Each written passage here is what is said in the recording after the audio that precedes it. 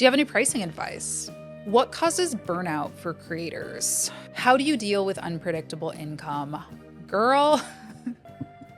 Hello. Welcome back to the Freelance Friday podcast. We're going to do one of my favorite episodes to record, and according to the analytics, one of your favorites to listen to as well. We're doing a Q&A. I'm answering your questions, and we're going to start things off with what are some of the biggest misconceptions about becoming a full-time content creator?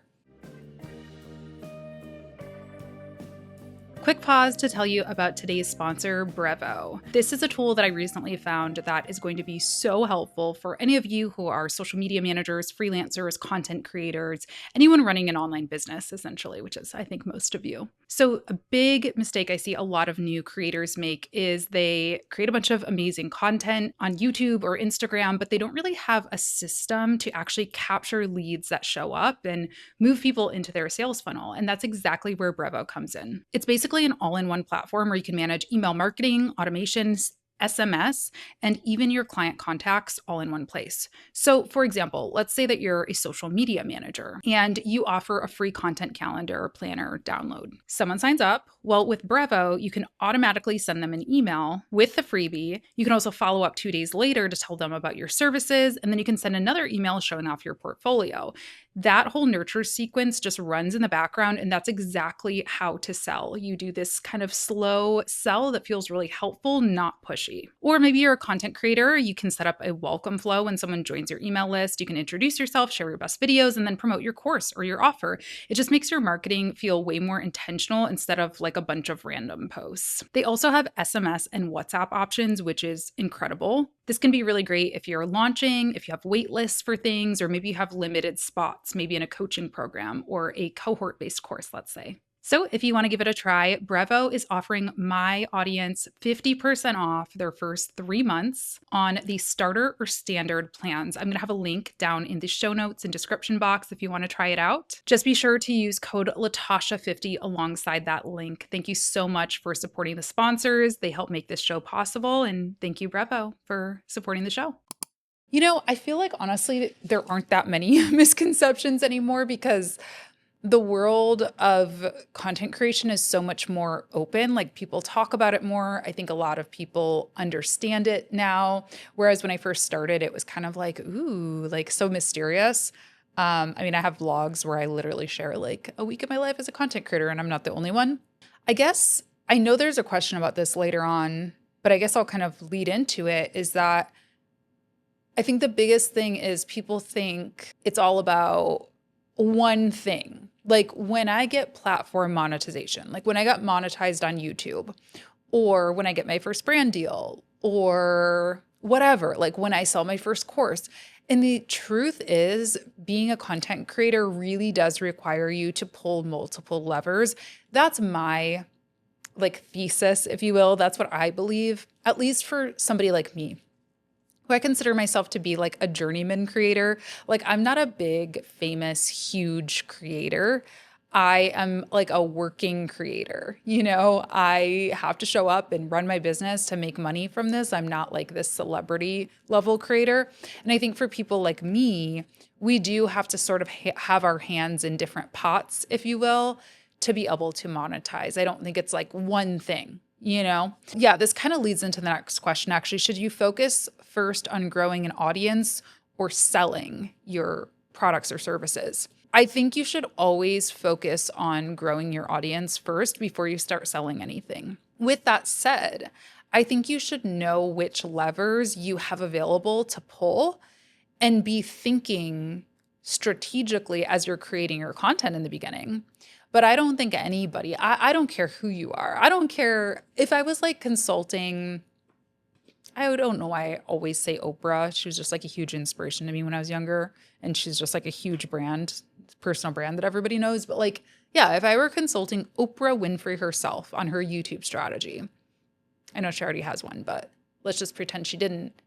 I wouldn't tell her to sell on her first episode. I would say understand who this audience is. Your audience on YouTube is probably going to be different from your television audience, your podcast audience, your book audience. There's going to be overlap, but you need to understand who they are and what they need and want from you before you decide how you're going to plug your stuff to them. Now, obviously, you're going to say, hey guys, I'm Oprah. I'm a television producer and blah, blah, blah. And like people can seek you out if they want to know more about you and learn about your services. For you, that might be, hey, I'm Stacy. I don't know, just making up random names.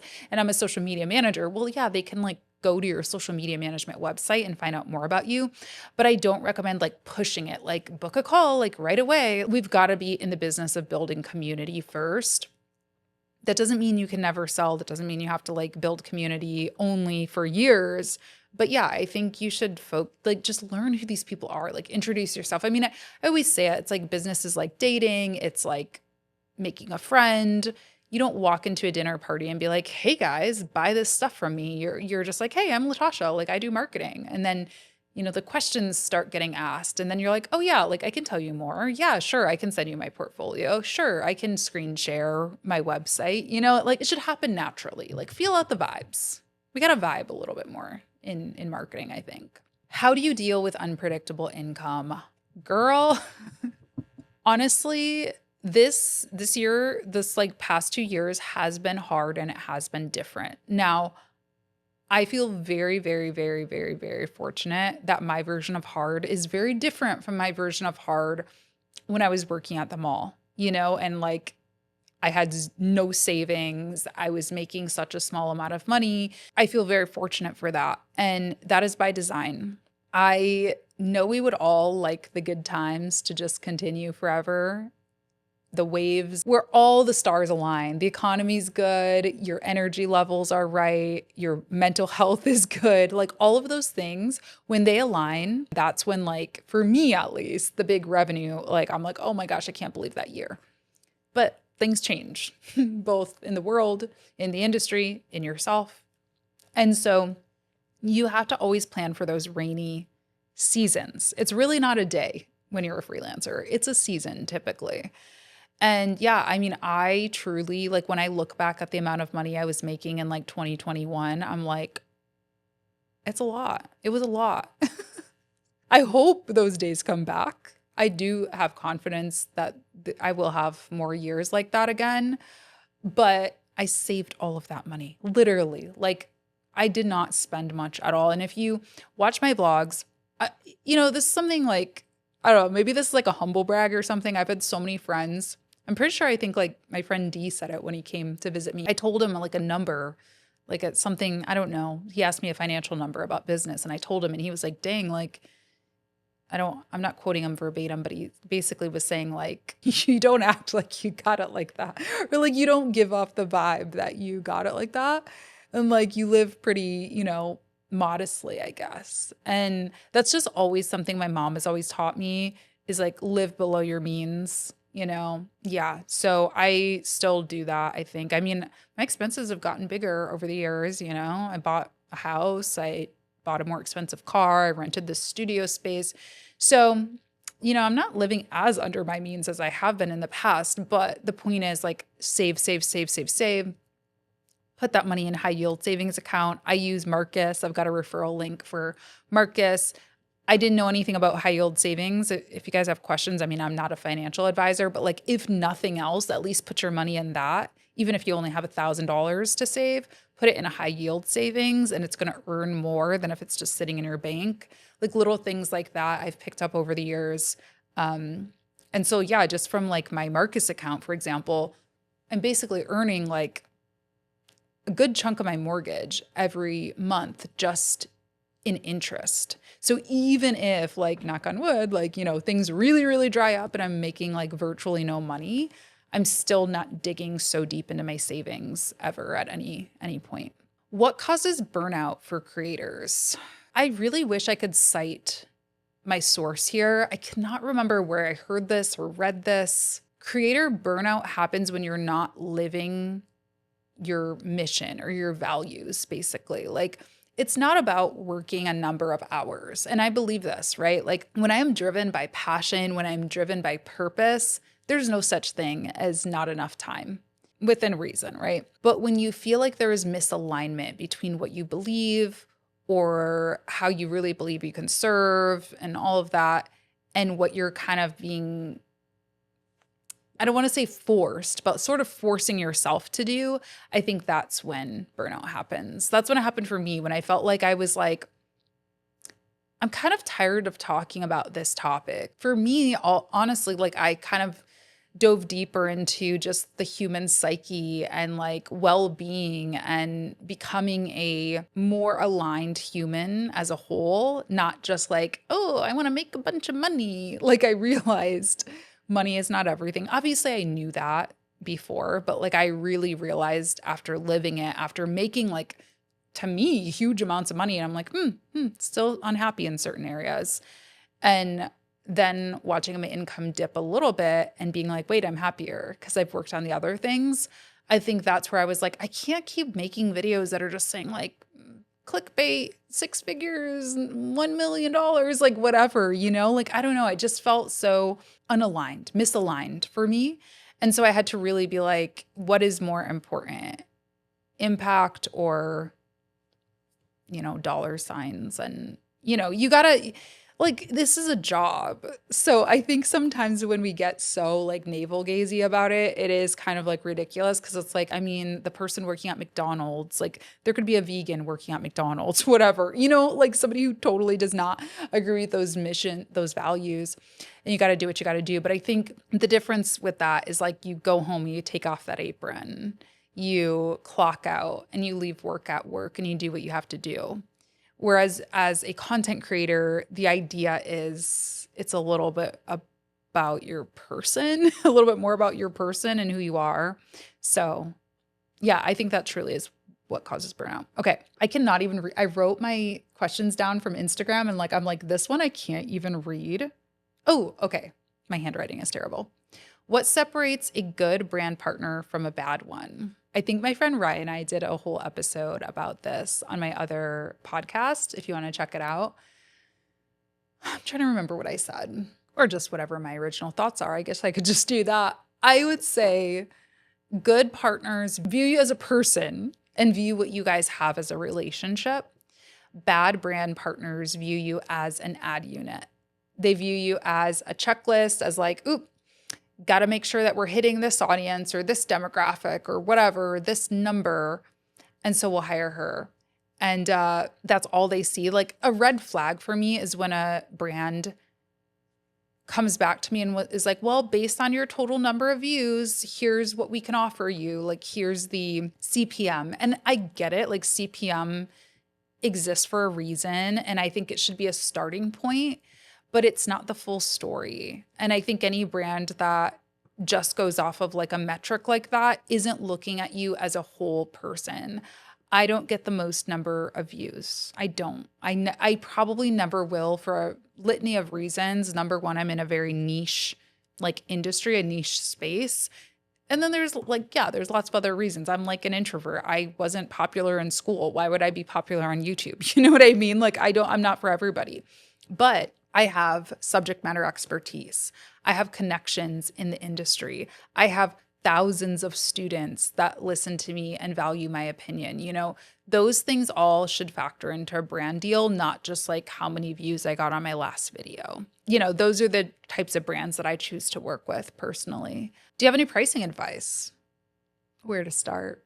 I think my best piece of pricing advice is that pricing is personal. I always say that. At the end of the day, I could give you, just like what I was talking about, right? I could give you formulas. I could give you averages. I could give you benchmarks. I could give you all kinds of things. At the end of the day, you have to go with a number that feels right to you. There's this, who was it? I think it was Linda Evangelista. Was it her? I can't remember. I wrote about it in my book. It was one of the 90s supermodels. She said that she had a get out of bed rate. And basically, she will not get out of bed for less than, I think it was $10,000 a day, something like that. We should all have a get out of bed rate. And all of our get out of bed rates are going to be different. You, somebody who has a family and is going to have to decide if you put your kid in daycare or, has to factor in their needs, your number might be higher than mine. And mine might be higher than somebody who's just starting out and has never had a client and or is like really financially struggling right now and doesn't have savings. We're all going to have a different number. So I think it's really important to just know what you need first and not compare. Like I think a lot of us do that where we try to find other people in our industry and like compare apples to apples, but our situations are not apples to apples. We all have different life situations. We all have different experience levels. Like people will ask me that. They're like, "Latasha, how much do you charge?" And I'm like, not to be like rude, but like you literally have never taken on a client before. And I have worked, in marketing since I was 22. I'm 34, So we are probably going to be going in with different rates. And then my other best pricing advice is just do the math. Like just look at it as a math problem. And I hate math too, don't get me wrong. I was like terrible at math in school, but I do have some videos I think where I go through it, hopefully in a slightly understandable way. And hopefully they will help you just to like crunch the numbers. And then again, use that as a starting point. Like don't say, okay, it takes me 10 hours to do this and my hourly rate is $75. So the package is $750. No, like then go in with that personal piece, go in with the value piece. How much value is that service bringing your customer, your client? And then, do the math that way, or like use your intuition, I guess, that way. How do you show up authentically while still being private? Yeah, this is such a good question because I do kind of pride myself on this. I will say, like, I feel like I am so open with you guys. Like, I tell you guys everything, more or less, but there are certain things that I keep sacred. And really, I think that's the answer, is just deciding what you want to and or need to keep sacred. For me, it's always been two things. It's been since I grew like a decent sized following. I mean, if you look way, way, way, way, way back, you could probably find pictures of my nephews and my niece when I had like, 1,000 followers on Instagram. But once I realized this was something that had legs and that like strangers were following me, I decided. My sister never asked me or anything like that, but I still just decided I want to keep them separate. I want to not put their faces. I do sometimes show my oldest nephew because he's about to turn 21. So he can fully consent. But yeah, so it's family, like children, minors. And then it's also relationships. Like obviously in my last relationship that you guys know of, I was married. So like, that's different. Like we lived together and we were married. And he was also very, very comfortable being on camera. He is on camera for his job now and always has been, even before I met him. So he was so happy to participate. Since then, the person I've dated that I've seriously dated is like not in this industry at all. And I don't, he's like, there's that. But then I just don't know that I want to go through that again. Like the collective mourning that we all had to do, the collective grief that we all had to do. Until like if I get married again, I will show his face. So yeah, choose what you will show. And then keep those boundaries. That's that. I'll answer anything else, and I'll even answer questions about that stuff. But it's just about not like exploiting it, I think, is the big thing. I talk about being an aunt. I talk about dating. I talk about divorce, but I'm not exploiting those aspects of my life. Where do you think the creator economy is headed? It's a broad question, my friend.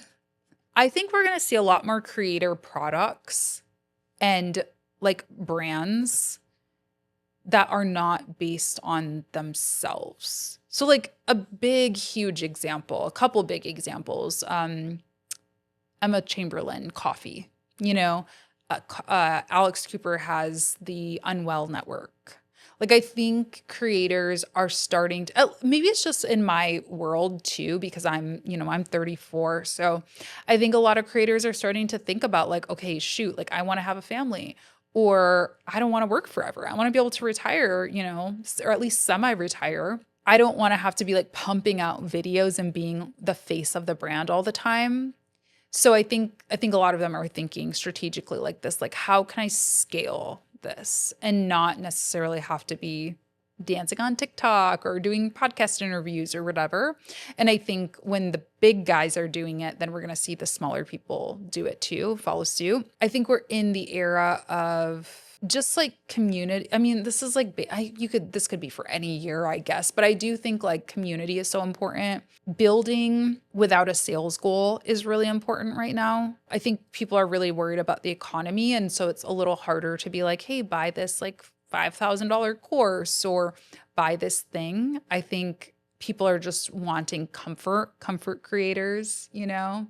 I'm a huge believer in the comfort creator and just like somebody that you watch, and sure, maybe you do fan funding or you buy one of their products once in a while, but like really it's like television. And I think we're going to see that kind of come back. We're in like hyper monetization phase. And I just think for a lot of reasons, we might not be there right now. Not to say there's not money to be made, but I think it's like for the creators, it's leveraging brand deals. It's leveraging the on-platform monetization. It's maybe affiliate links and things like that, as opposed to like heavy-handed, like buy this $5,000 product or whatever that might be. What advice would you give a content creator starting today? Get on YouTube. I say that all the time, but like seriously, I just think YouTube is the most. I just had a client in the studio today, and she said she's big on TikTok, and she said, yeah, I want to get more into YouTube because I just see the value. Like I see like the long-term value in it more. And I totally agree. I have so many friends who do so many different things. My clients have all done different things. And I truly feel like those who have the most lucrative, like brand deals, the biggest payouts, the most success, getting on big stages, doing thought leadership stuff, most of them, not all, definitely not all, but most of them have YouTube or like a podcast or a book, like a long form content asset. And it's hard. Like YouTube is hard. I'm not going to lie to you. It is so much fun. It's not hard and like it's hard to record a video, not for me at least, but it's hard to stay motivated in the early days because it's slow. But you know what else is hard?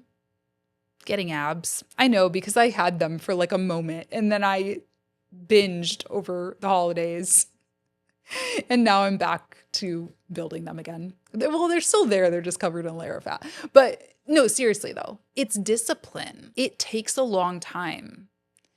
But well, to continue my analogy, they are still there. They are still there. Now I just got to go in cut mode and like let them pop out again. But they are there. Like once you build it, it's something that you can always lean on, And yeah, I just think in today's world, we're so into like the instant gratification. Post a TikTok and get an instant flood of likes. And YouTube just isn't like that. It really isn't. It's like slow and steady. But I'll tell you what, even before I had visible abs, I still was loving the process of feeling myself get stronger every day, learning new things about my body and ways to stay healthy and all of that. Like I truly did love all that stuff. And I think that's how we need to look at YouTube too, is even if you don't become some big YouTube star, spend 100 hours with any topic, you're going to be better at that. You're going to be a bigger expert. You're going to be more confident speaking on a stage, writing a book about it, making a bunch of TikToks about it, selling your service around it. So even if you just look at it like that, of like, I'm going to get really good at talking about my area of expertise. Maybe I'm not going to be this huge viral YouTuber, but I'm going to get my reps in. Like that's how I look at Pilates. Maybe I'll get abs.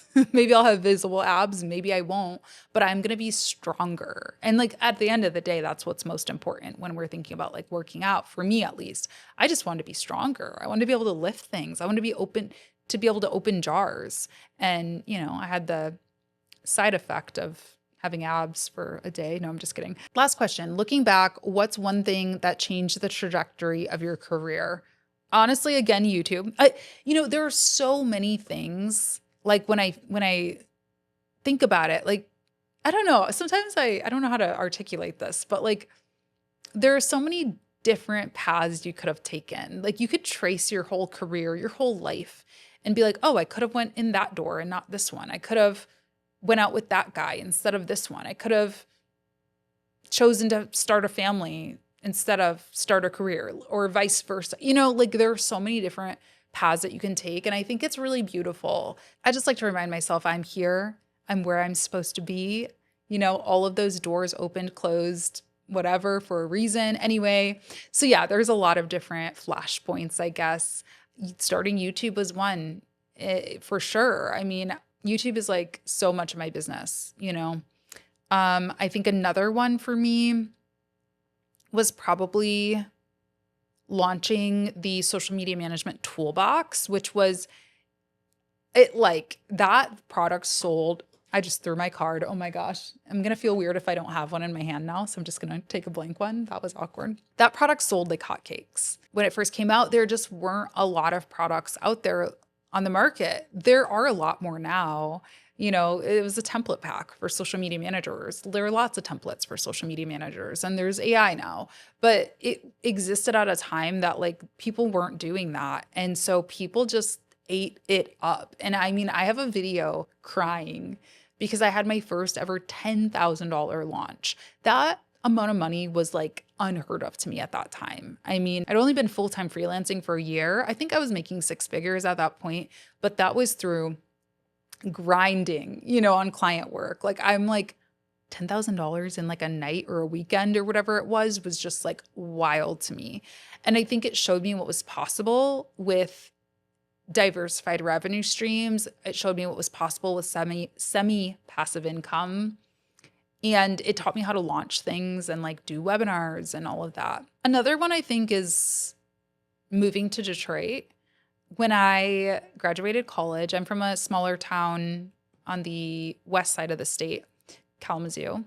And when I graduated college, I graduated with a film and media studies degree. I was planning on moving to like LA to work in the film industry. And then I met my ex-husband, and he lived in Detroit. He's a born and raised Detroiter. And I started coming out here, and I was like, wait, it's really cool in Detroit. There's a lot to do. There's a lot going on. This is like a real city. And I fell in love with it, and I fell in love with him. And like, let's be honest, that was a part of the reason that I stayed. And I'm so grateful for that looking back, because I really built a great network. I met some great people. Like I met my friend Ryan, who we really like grew our careers together truly. Like we're on very similar trajectories and timelines. And yeah, it's like, what if I would have moved to LA? I'm sure I would have met amazing people, but like I could have been working in a totally different industry, or it could have chewed me up and spit me out. And I could have gotten really down on myself and been like, I'm never going to make it as a creative. Who knows? Or it could have been amazing and I could have an Oscar by now. You never know, but I do think, like, again, this is where I'm meant to be, and I'm grateful and all the things. So, all right, that's it. That's it for this Q&A. Thank you so much for tuning in to this episode. Be sure to subscribe. If you're new here, leave me a comment if you feel like it. I truly love hearing from you guys. Seriously, I don't just say that for engagement. It does help. It truly is a free, amazing, easy way to help with the algorithm, but I also just genuinely care about you guys and want to know what you're up to. So let me know what you're up to. And I'll leave all the links for all the things I mentioned down in the description as well. And I'll talk to you in the next one. Thanks for tuning in. Bye.